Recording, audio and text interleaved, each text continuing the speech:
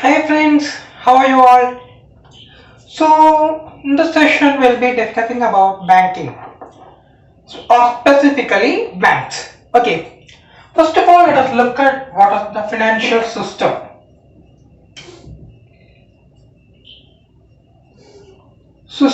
What is? See, in any country there will be a government, right? You don't need to tell me that. You don't need to tell me that there will be any government. Under the government, there will be a central bank. Or I am writing it as CB. Okay, they are basically the main controllers of the financial system. What is the financial system? It consists of mainly four components: financial institutions. Then we have financial markets.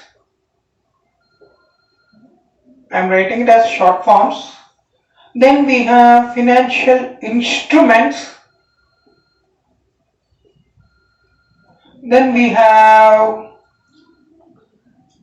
first financial institutions, financial markets, financial instruments, and then financial services. Okay, see, these two can leave them out. Why? Financial instruments, they are basically concerned with the first two components. Okay, and financial services are the services which are performed by financial institutions. So you can leave them out. Now, let us consider only these basic two components of financial system. Financial markets, they are controlled in India by the Securities and Exchange Board of India, jointly with the Central Bank or the Reserve Bank of India. However, financial institutions or formal financial institutions, they are basically under the control of RBI. They are divided into banks and non-banking financial institutions.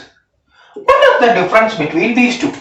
Okay, what is the difference between these two?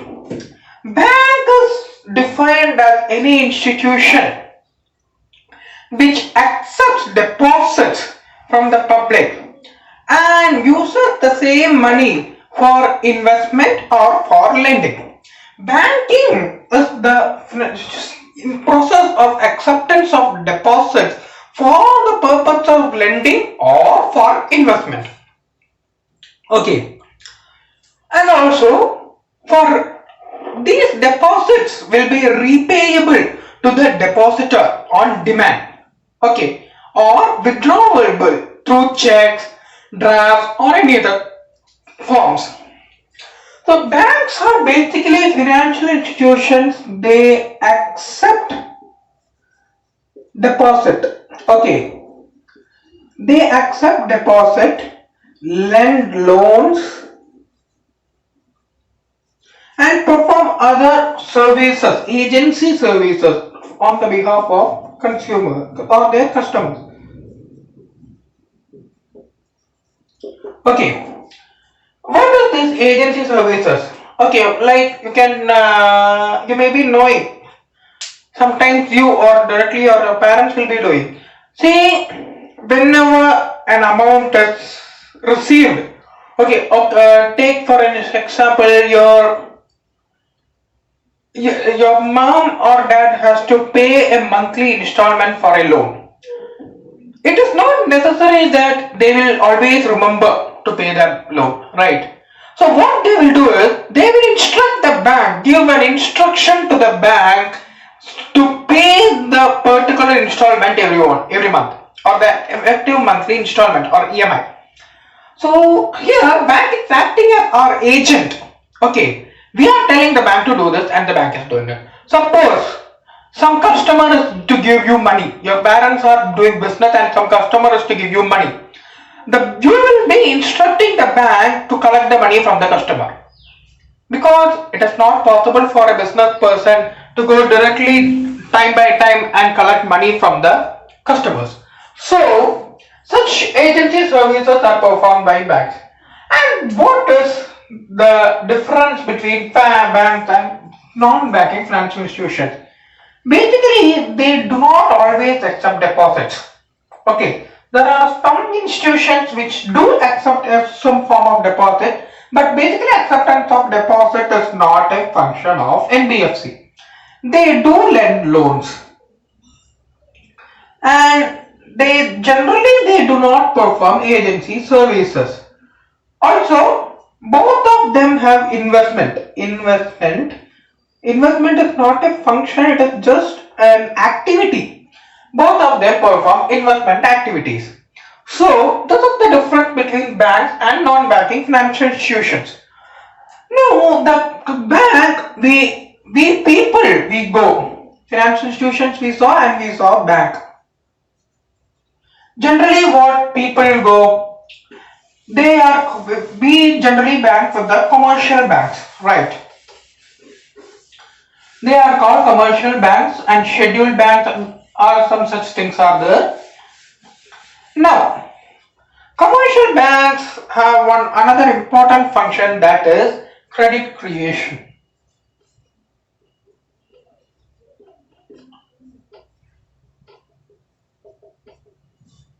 Okay, what is this credit creation?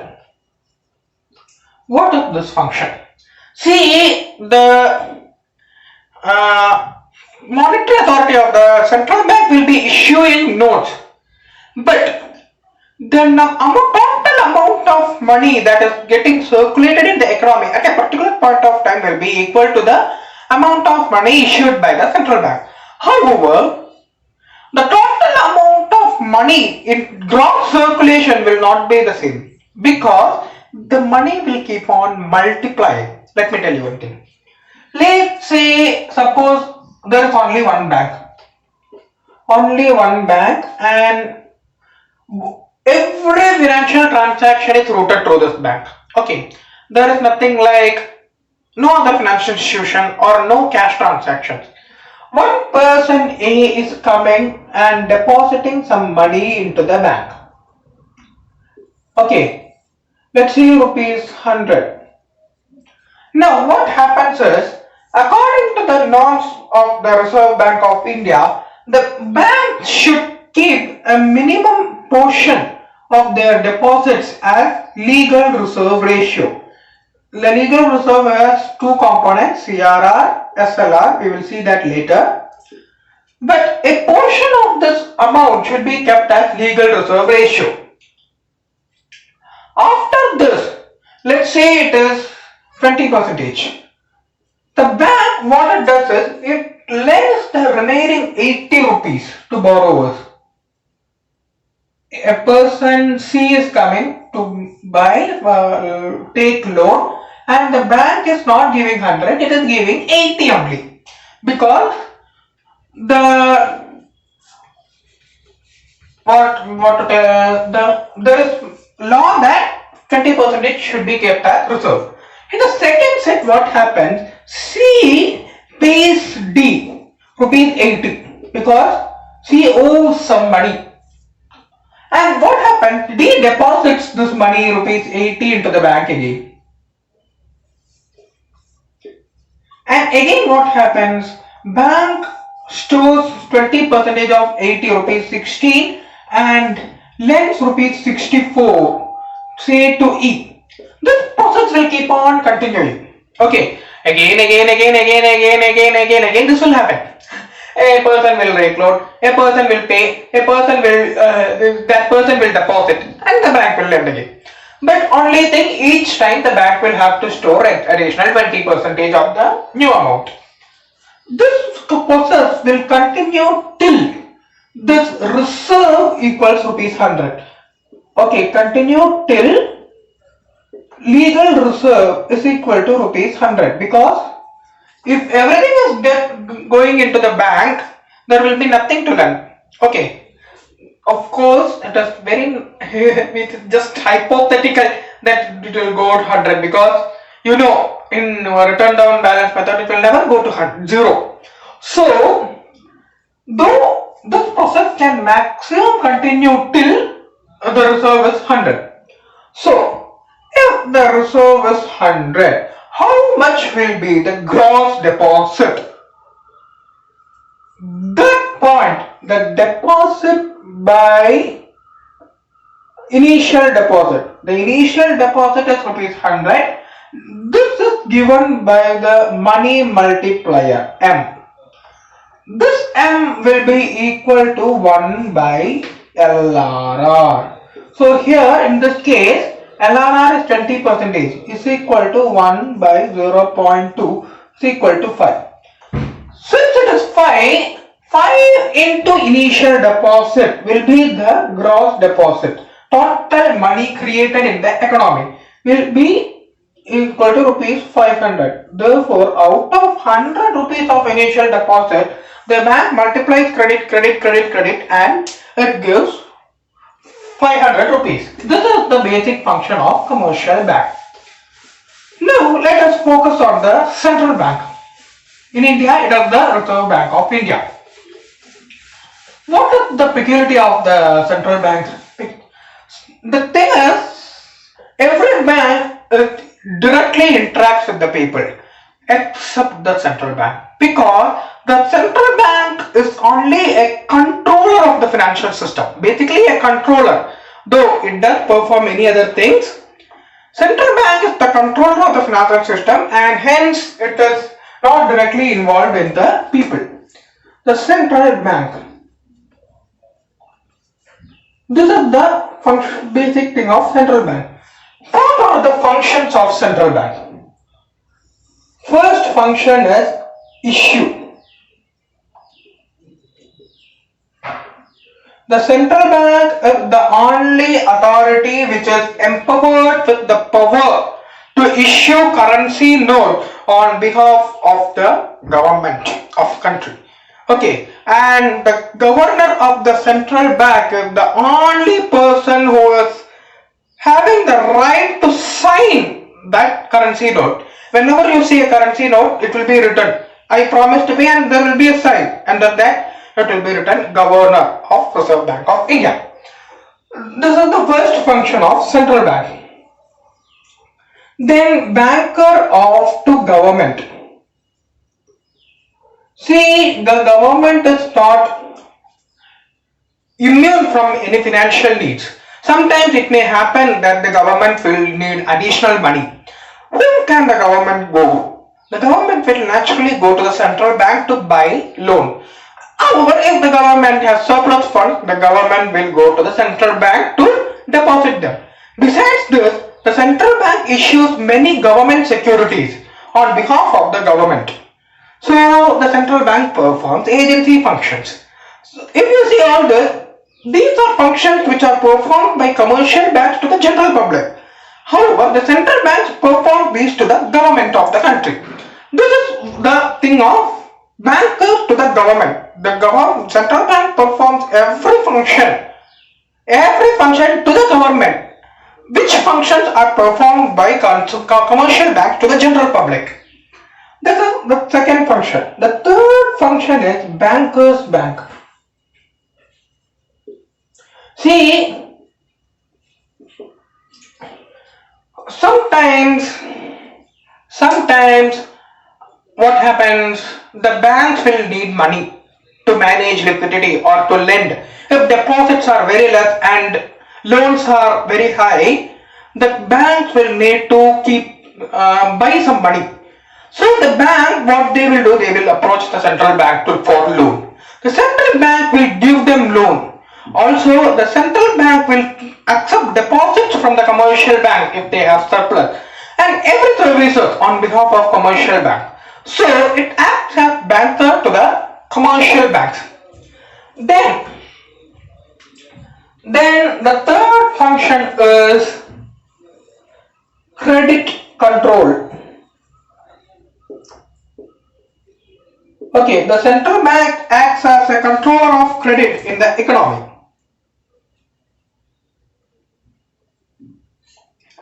How does it control credit? The first component is bank rate.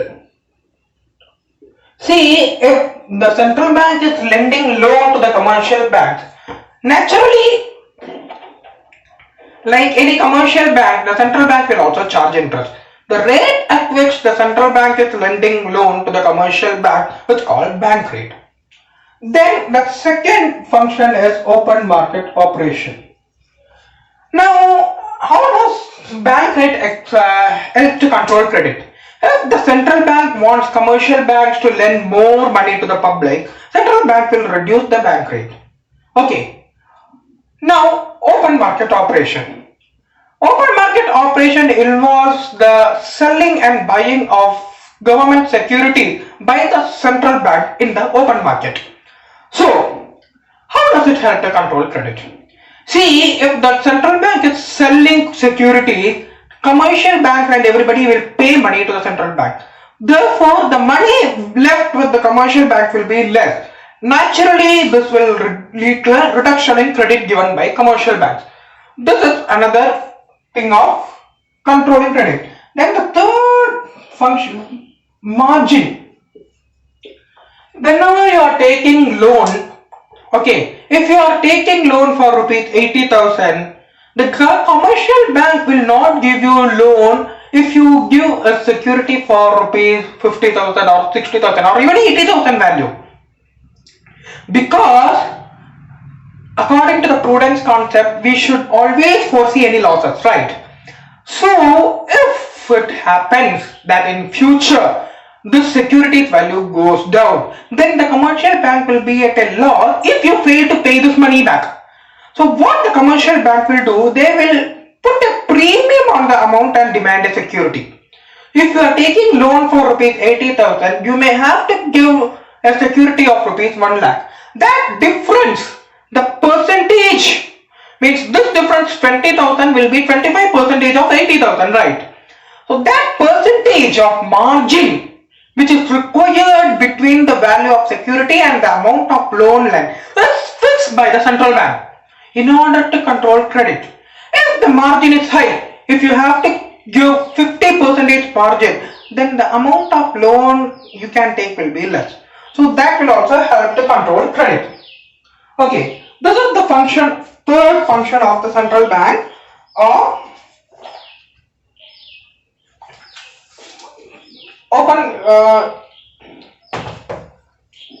then we come to the legal reserve ratio.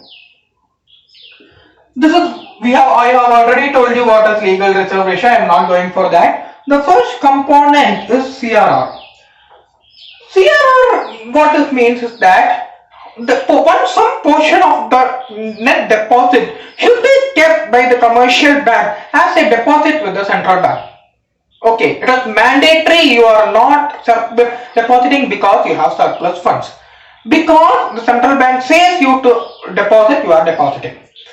CRR. SLR is another statutory liquidity ratio.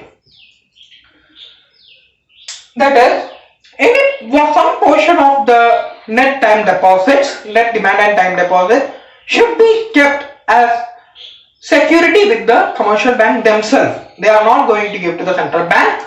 They will keep it with themselves in the form of gold or government securities mainly. This is SCRR or plus SLR, which is LRR. Legal reserve ratio is cash reserve ratio plus statutory liquidity ratio. Then repo and reverse repo. These rates also can be varied to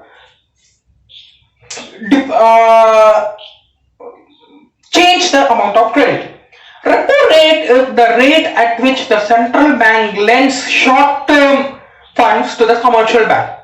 And reverse repo rate is the rate at which central bank accepts short-term deposits from the commercial bank.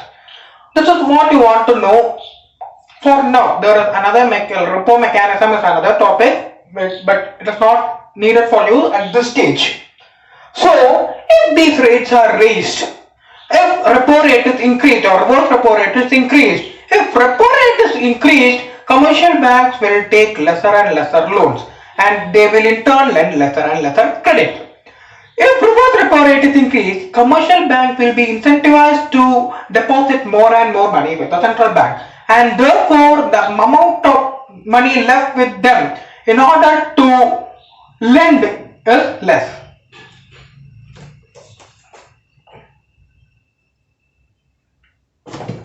Then the next function is forex custodian of foreign exchange. The central bank is the main custodian of foreign exchange in the country. It will generally keep some amount of foreign currency with it, and based on these currencies it issues money to the general public. Okay, this is the custodian of foreign exchange. Then lender of last resort.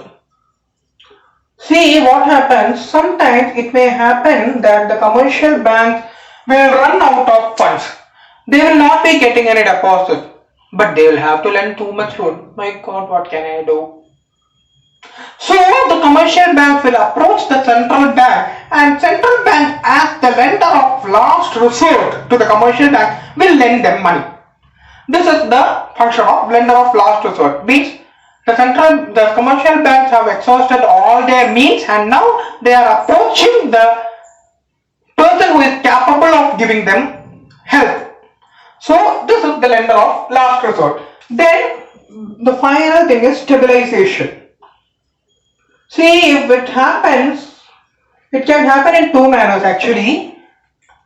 There might be internal stabilization in the economy, internal instability in the economy, some monetary instability might happen. The central bank steps in to correct it with all these instruments, bank rate, OMO, all these will help it to stabilize the economy also. Sometimes if there is high inflation, the central bank intervenes in correct time to increase the repo rate, increase the bank rate and control the inflation. Such stabilization measures will take place. There is also another form of stabilization. If there is extreme instability in foreign exchange rate, if our country is excessively depreciating or excessively appreciating, both things are wrong. So the central bank intervenes and takes corrective action in order to settle the issue. This is the stabilization measure undertaken by central bank. So first we saw the financial system and its component, then we saw the bank, functions of bank and the credit creation done by commercial banks, then we saw the central bank and its functions. So this will be with this lecture. So I hope you enjoyed it. So we will meet again in the next lecture. Till then, stay safe. Thank you.